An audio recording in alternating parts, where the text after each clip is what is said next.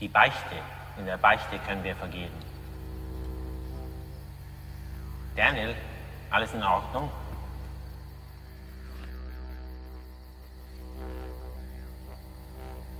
Ist die Welt nicht was Herrliches? Du willst Geld von mir.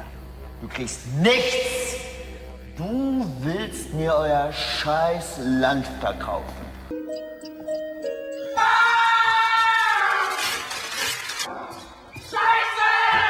Wozu soll das gut sein? Die Examen sind doch sowieso alle abgekartet.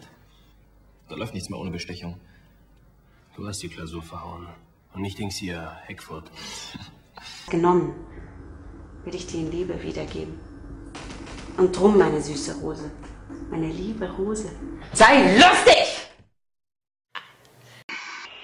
Du hast Lust auf knackige Erdbeeren? Dann komm rein und bring die Sahne mit.